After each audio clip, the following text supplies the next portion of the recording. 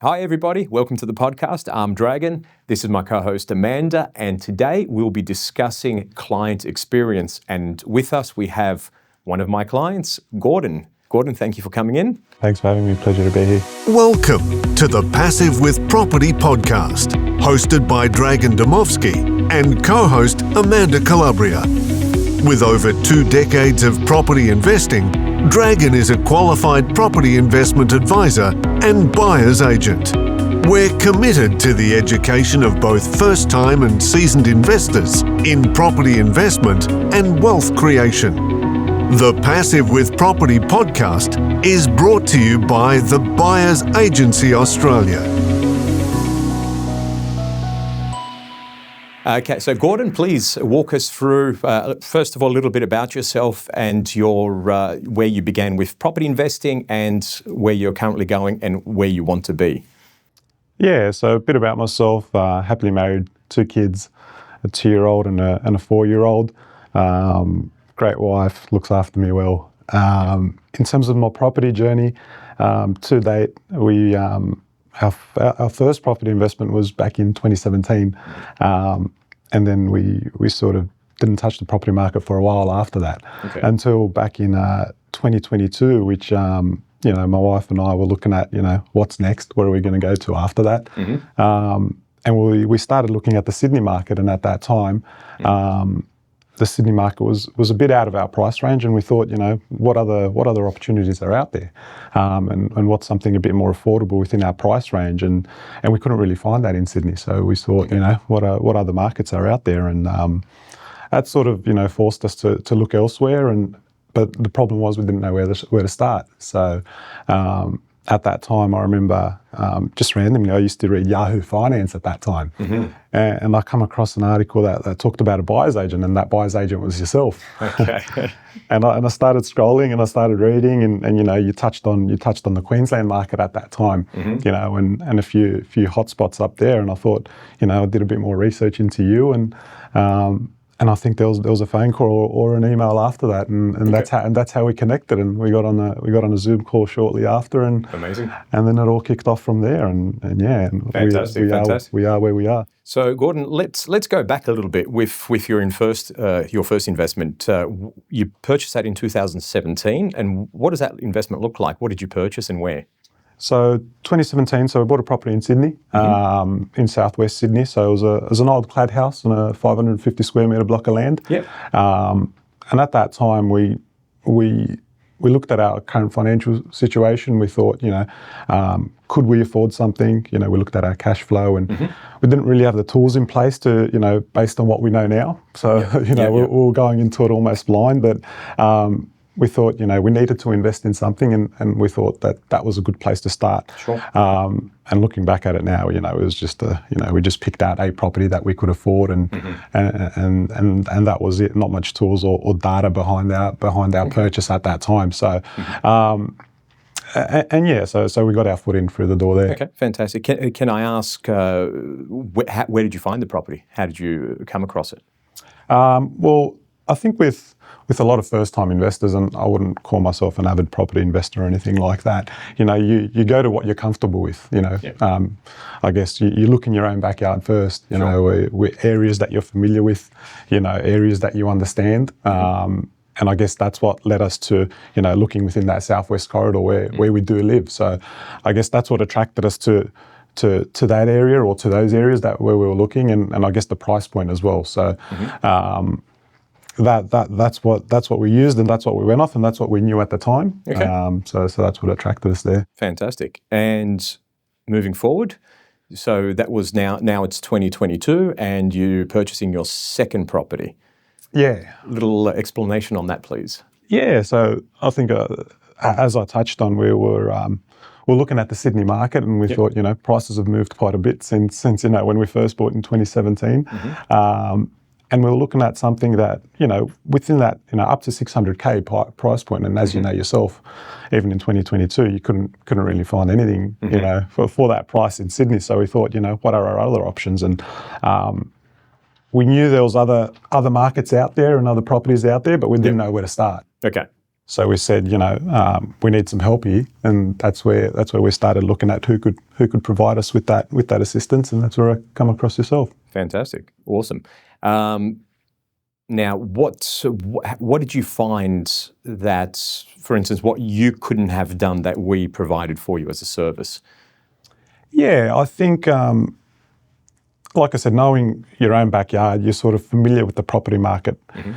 Where you live, but looking interstate, I didn't have the tools, I didn't have the data, I didn't know where to start. Sure. I didn't know what hotspots there were, where the demand was, what the rental yield was like, what the rental pressures were like, how long houses were on the market. So I didn't have access to any of that data. Sure. Okay. So I sort of needed someone to take us on that journey. And someone that knew what they were doing, and I guess that was our first point of call, was to find someone that could help us and start exploring those other markets in different states. Yep, fantastic. And what is that? How did that property perform so far? It's been 3 years now, right?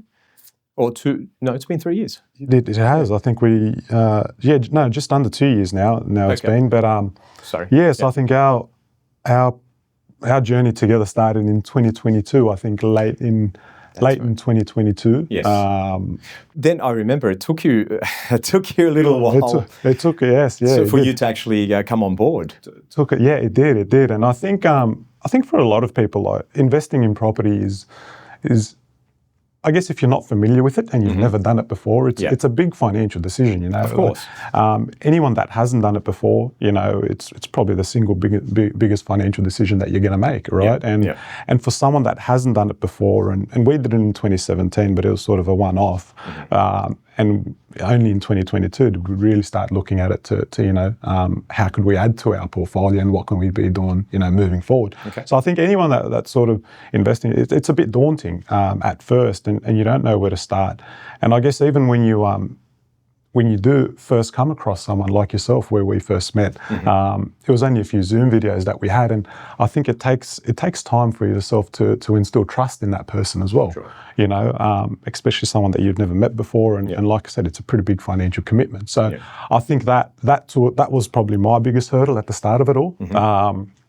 And I remember the first property that you sent me was not too long after we engaged initially. And I thought, shit, that was quick. He's already found this one. And I don't know if you remember it, but it was a property in Marsden, right? I remember, yeah. And I looked at it. Brisbane suburb, yes. Yeah, that's right. And it was an older house, but it was a potential for a 2-lot subdivision, and you could have a block of land to the rear. And I thought, shit, this is too early. I want to keep working with him. I thought it can't be that quick. And I thought, well, if this is one property that is found, what else is out there? Sure. So I think that was one that we, looking back now, I thought that was a great property, but it was one that we passed on, and that was only the first one that you sent me. So I didn't even know what to expect or what else was out there, right? So I thought, you know what, I'm going to give this one a miss. We'll see what else is out there. And I think there was a few that you sent me in between, and I think the best one that you probably sent me and I passed up on was the one in Toowoomba that you sent me. And I'd always, I think you asked me for a brief before we engaged, and I always said I wanted something close to the Brisbane CBD, and the Toowoomba property was obviously regional, and I thought, this is a bit out of the way. I don't want to go that far out. But looking back now? That one was probably the pick of the bunch that you sent me. And I remember very clearly, I was really pushing that one to you, wasn't I? You were. And I wasn't being pushy, but I came in once, twice, third time, just so you can really understand the returns it was bringing, and And looking back at it now on a piece of paper, it made complete sense. Do you remember how much of I remember? Do you remember how much of a discount we got it from valuation? I think it was valued in the 8s or even high 8s, and I think high 8s, a good friend of mine bought that one actually. You might know him. A high 8s, and how much did we get it for? I think 750. Yeah, was that right? So it was a good 120-30K under market value. It was, and it had a good rental yield at that time too. 2 solid properties on it. So there was 2 houses on one block. That's right, on the battle axe handle. So I think looking back in hindsight, that was probably even though it was regional, you know, and that's something that I was opposed to in the beginning. Looking back in hindsight, I think that was probably the best property. Because even with a high, well, the higher interest rates was back then was in the high sixes, you were still actually positive. Yeah, you were. Yeah, you were. And that's after expenses. That's right. Yeah. So I think looking back, it was a no-brainer whether it was regional or not. That's all right. But you live and you learn. Right? That's okay. And, that's all right. And you keep learning. And then the next one we presented. And the next, I think, soon after that, then you presented the one that we ended up purchasing, and that was in Ipswich in southeast Queensland. So.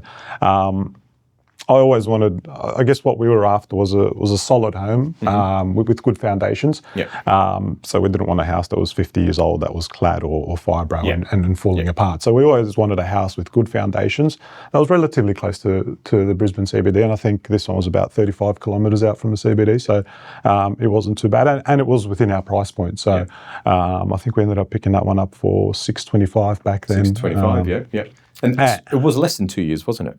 It was. It's been less than 2 years. Okay. Yeah, it's been less. I think in October it's going to be 2 years now. Okay. And the value of it today? I think high eights. So it's grown. Yeah, the capital growth has been just over 200 grand. And that one is a dual key. It is. What kind of rents are you getting for it at the moment, if you can share? Yeah. So I think at the start the yield was in the fives. And renting for, I think, $760 combined, and now we're getting $900. $900. Yeah, so that's all right. It's pretty good. Yeah, within only less than 2 years. Within less than 2 years. So amazing. And I think what a lot of people don't see is, you might be getting a certain yield now, but what's that going to look like in a year or two time? That's right. You know what I mean? And what position are you going to be in there? So, well, I guess that was a lesson learned for me. Looking at it on face value and looking at it where we are now. And now, as a client. Obviously, you've worked with me, and now we're looking at another property moving forward. Can you see a difference between where most investors will purchase just a standard house and get the low rental yield in comparison to what we've been showing you? The benefits to that. Yeah, most definitely. And the value add that you guys bring. And the data that you present behind that, most definitely. And I think that's why those properties are in high demand, right? And they're so hard to find. And that purchase that we actually made, that was an off-market purchase that we ended up purchasing. And I guess another thing that I learned along the way is, you can't procrastinate. The longer you wait, it's either one, going to get snapped up by someone else, or two, the price is going to go up. And you've just got to take emotion out of it. That's right. I totally agree. So I think that was the big lesson learned for me. Especially, like I said, when you're in your own backyard, you can even go and see a house. You can see what it looks like. When you're investing in another state, it's some people might go out and see them, but it's highly unlikely. We didn't, So I mean, you obviously do your due diligence, you do your research on the property, and you find out as much as you can about the property before you purchase it. But I think you really have to take that emotion out of it and go with your gut feel. If it looks right and numbers make sense, then go with it. And, amazing. Amanda, do you have anything to add? Yeah, I actually wanted to go back to where you mentioned that Dragan had put a number of properties in front of you and you knocked a few back. One was too regional, or it might not have been what you wanted, or it was the first one and it was too soon and you were worried about opportunity cost. If he's found that one so quickly, what am I not seeing? If I buy this one, what am I locking myself out of? And then you've come back now and said procrastination can be a double-edged sword, because if you wait too long, then you miss out. Yeah. So I suppose looking back, you mentioned a different property other than the one that you actually purchased being the pick of the bunch. Now looking back, how do you sort of resolve or reconcile that? You've now picked up a third property, you're looking at a fourth property. How do you reconcile the missed opportunities with the ones that you picked up? As an investor, we say take the emotion out of it. Is that easier said than done? I think it is. I think, but then again, you've always got to look forward. So you can always look back and say, well, I missed out on these great opportunities, and what if? But then at the same time, there's going to be other opportunities moving forward, and there always is, So I think you've always got to look forward as an investor and see what other opportunities, because there's always going to be new and emerging markets. So rather than dwell on, what could have been in the past, in hindsight, that could have been the third property, the one that I purchased that we could have purchased in the end. I could have purchased the other two before that.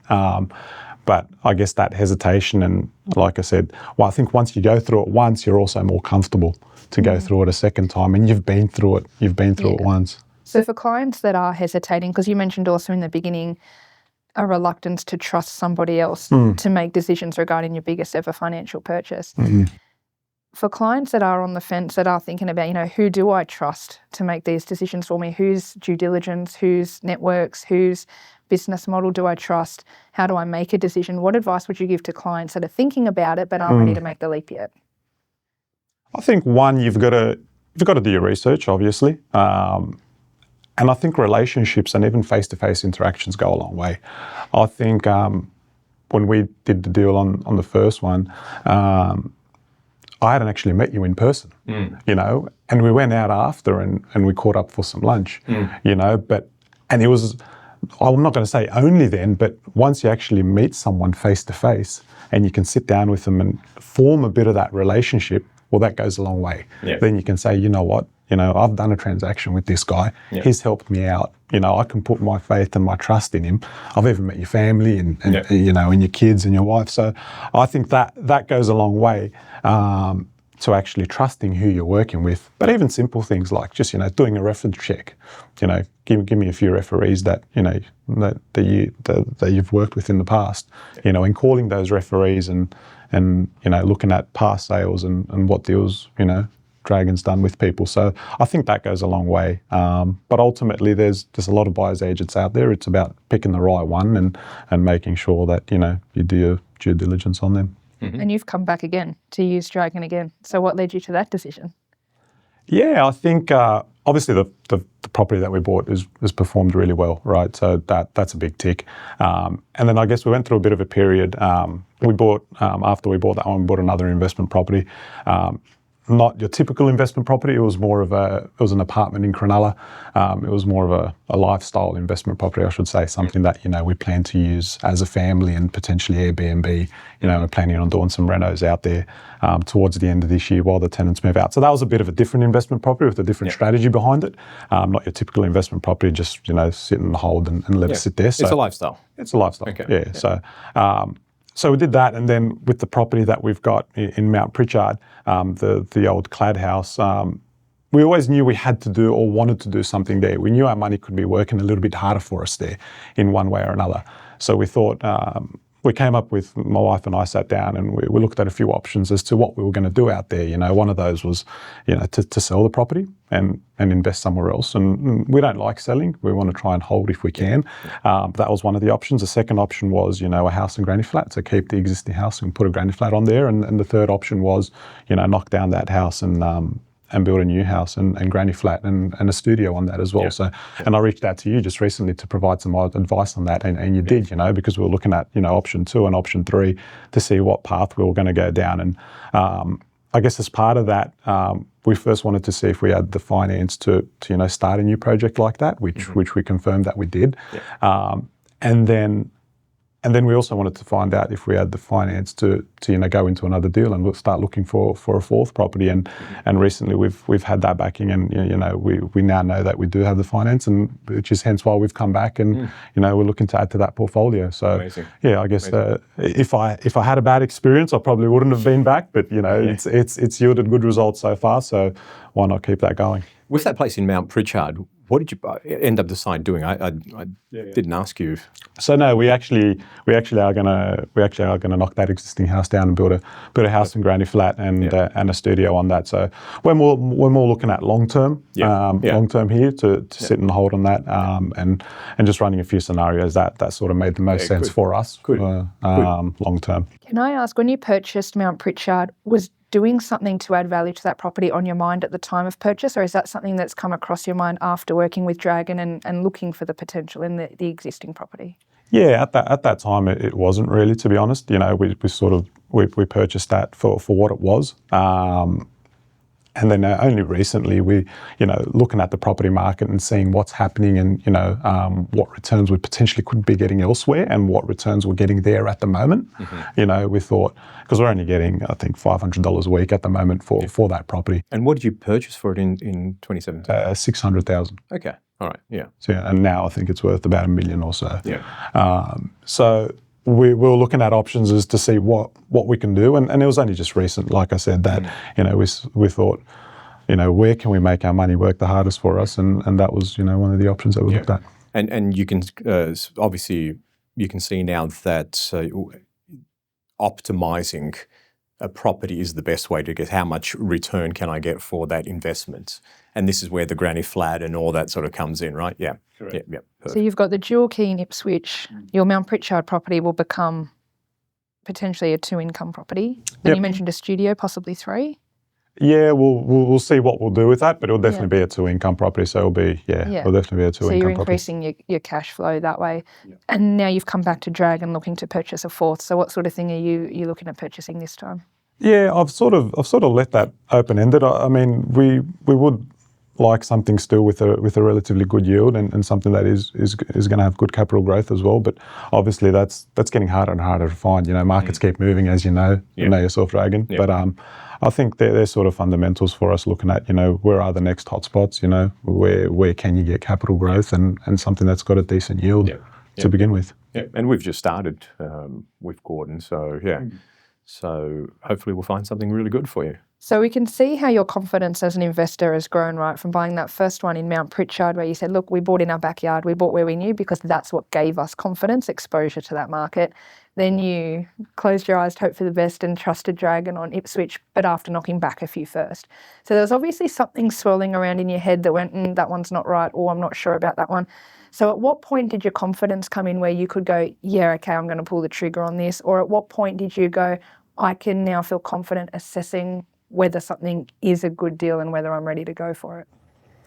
Yeah, I think it's a good question. I think with the initial few that were issued, I think my wife and I were always after something that we didn't have to put too much effort into. So I think we try to steer clear of the manufactured deals if they were going to be interstate, just because we wanted something that we had a bit more control over. And I think some of the properties that were presented, you needed to do a bit of work to them. They were part of those manufactured deals initially. So we try to steer clear of those. And then, like I said, we wanted to, first of all, find something that was pretty safe, that we didn't have to do too much work to, and that had solid foundation. So I think that was our key criteria, and something that had a good yield ultimately. And that we were sort of comfortable in spending. We didn't want to, like I said, if we wanted to spend $900,000 or $1 million, being first-time investors, that we hadn't done it in a while. I mean, I know we had bought that property in 2017, but since then we hadn't really done much. So we didn't want to, being a first property, we didn't want to extend ourselves too much, and we wanted to spend up to an amount that we were comfortable. And we thought, even if this does go pear-shaped, it's, if you lose $50,000, $100,000 at the end of it, it's a costly lesson learned, but it's not the end of the world, right? We'll pick ourselves up and we'll keep going. So I guess that was sort of the mind frame behind it. And yeah, my wife and I were always on the same page. And but yeah, like I said, it was those few initial properties. There was always, whether it was one reason or another, but yeah, the one that we ended up choosing, I guess that one was a safe investment. Now, obviously, Amanda, bringing up mindset, I always like to say, where do you see yourself in 10 years, 20 years' time? What's your goal? Yeah, I guess everyone always talks about, the passive income that comes with property, right? And the magic number, whether it's $100,000 passive income or $150,000. So I guess for ourselves in 10 years' time, I'd like to see us, in a comfortable position where, those properties are paid off, or we can sell one down to have enough passive income in say 10 or 15 years' time. I'm not after a particular number of properties. It doesn't have to. I'd rather have, 5 of the right type of performing properties rather than saying I've got a portfolio of 10 or 15 properties, that aren't performing well for me. So, and that was one of the things that we looked at, when deciding what we were going to do with Mount Pritchard, whether we're going to knock down and rebuild or just leave it as is or sell completely, so I think for me personally, it's about, getting to a number that we're comfortable with in 10 years' time that, that will support a lifestyle that we want to live. So it's not necessarily about having, so many properties or anything like that. It's more about, having the right number and getting to a number that we're comfortable with. That's right. Because you get a lot of people that even clients that first come to us that don't have properties, and they're telling us, oh my God, I've heard this person had 30, 40, 50 properties. And I might say, well, you don't need to for a certain, for a really comfortable passive income, to create wealth. It's actually better having much less really good performing properties, because the more properties you have, the more trouble and the more expenses you have. Of course. You know what I'm saying? So, of course. I'm less kind than Dragan. I always joke that people that brag like that are bragging about their mediocre choices, because they're obviously not performing if they require that many. That's right. Exactly right. And there's a lot of, in social media, hey, you look at me, I've got 50, 60 properties. Yeah. And I'm like, well. Yeah, to me, that's celebrating mediocrity. We don't. Well, yeah, it's better. I'm all about, having very less but really good performing properties, quality, both are getting good growth and solid incomes. Well, that's where you're a good example of that, right? You've got single properties bringing in multiple income streams, that's right. Whereas these guys have to buy 2 properties to get 2 income streams. Yeah. So you could say, well, I've got 4 properties but 6 income streams. Yeah. So therefore I've only got 4 mortgages, 4 liabilities, but 6 income streams. That's right. Compared to someone that's buying bottom of the barrel stock. Yeah. Just to bulk up their body count, as I say. Exactly right. And I think that was the key thinking behind what our strategy was at Mount Pritchard. Yeah. Because we could have easily said, you know what, we'll leave that as is, we'll go invest somewhere else. But like you said, you've got additional expenses that are coming out of there. You've got additional insurances that you've got to pay. Everything multiplies. Exactly right. So I think our thinking was, I'd rather invest that money into what we've got at the moment. And then, if something else comes online, well then great. But yeah, I'd rather have a few properties that are well performing and keep them long term, because this is a long term journey for us. Sure. So. I actually want to zoom in on Mount Pritchard a little more if we can. You mentioned earlier that as is in today's dollars, it's $500 a week rent, value approximately $1 million. So in terms of rental yield as is, you've said obviously that's not good enough, it's underperforming. How can we optimise this property to improve its performance? And you've gone the knockdown-rebuild path. So what you're doing there, and correct me if I'm wrong, I'm sort of telling you my thought process, yours may be different. But if you're doing the knockdown-rebuild house and granny flat, we've talked about, the 2 incomes, but you're also starting to introduce tax benefits like depreciation, where you've got a brand new build. So, you get your 2.5%, back per year on your taxable income. And in doing that, you purchased the property in 2017, so you've been able to delay the cost of that build as opposed to somebody that might be buying a house and land package where they're buying the land and the house in much closer proximity. So even though you were flying a little bit blind with that first purchase, you've done a beautiful resurrection job on it and actually put yourself in quite a good position where you've bought the land, had the income, held it for a number of years, and now you're able to optimise that property. So looking back, whether you do the same thing again or not with the knowledge you have now remains to be seen, but being able to retroactively go back and improve a property without having to sell it and then triggering those transaction costs.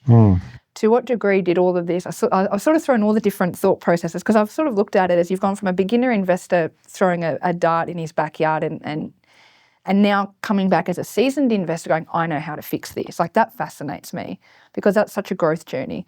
So I kind of want to walk through that a bit more, because I think it's, like I said, a really great resurrection job on, $500 a week on $1 million property to now something that you're creating.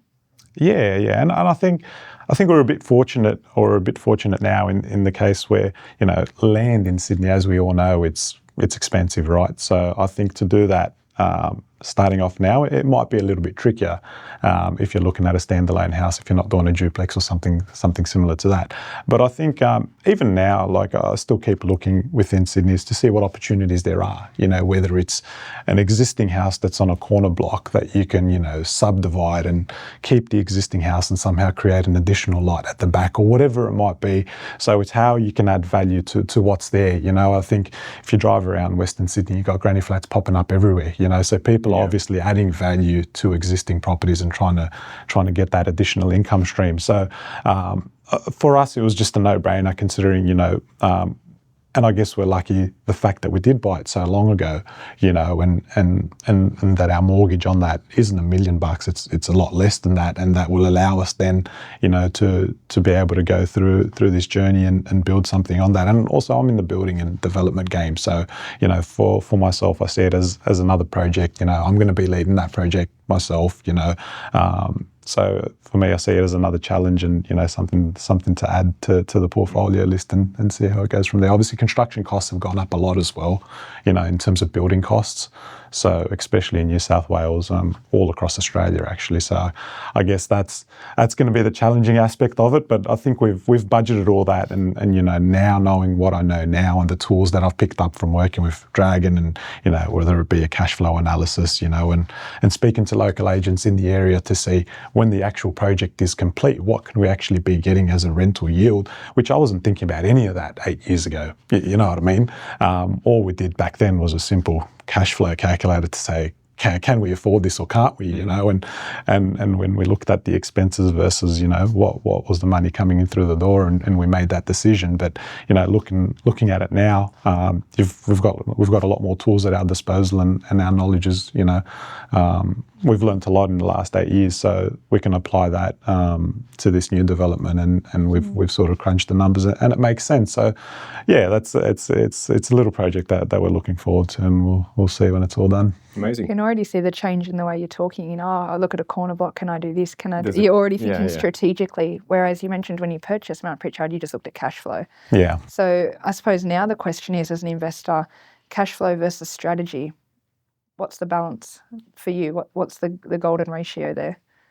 Yeah, I mean, for long term, if I'm planning on keeping something long term, I think cash flow is quite important for I guess for us. You know, if I'm looking at manufacturing a deal where, you know, we can, like I said, put effort into a project and develop a project and add value to that project, you know, then potentially the strategy isn't to hold for long term. Maybe it's to hold a part of the property long term, but offload the other part, you know, if it's got development yield or development potential, sort of like the corner block that we talk about, or whether it's, you know, 1 into 3 or 1 into 4 or whatever it might be. So I guess, you know, if it's something like that where, you know, you're in and you're out, that's sort of, you know, I'm not looking at long term, and cash flow isn't too important in that situation for me. But I guess if you're looking at it, you know, long term, and then we like to consider cash flow. Gordon, thank you very much for coming in, and hopefully we'll get you back in again, and looking forward to working with you from here on. I'm looking forward to seeing what you purchase next. Yeah. I love watching these growth journeys. I think they're great. So am I. Maybe get you back again. No, definitely. I think it's been a good journey to date. I don't think it's the end of the journey by any means. So looking forward to it, and yeah. Amazing. Yeah, I'm sure a lot of our listeners would like to follow your journey and see what you do next. So we look forward to it. No pressure, right? The pressure's on you, not on you. It is on me. Thank you, Gordon. Amanda, thank you very much again. And for everyone else, we'll see you on the next podcast. The Passive with Property podcast is brought to you by the Buyers Agency Australia.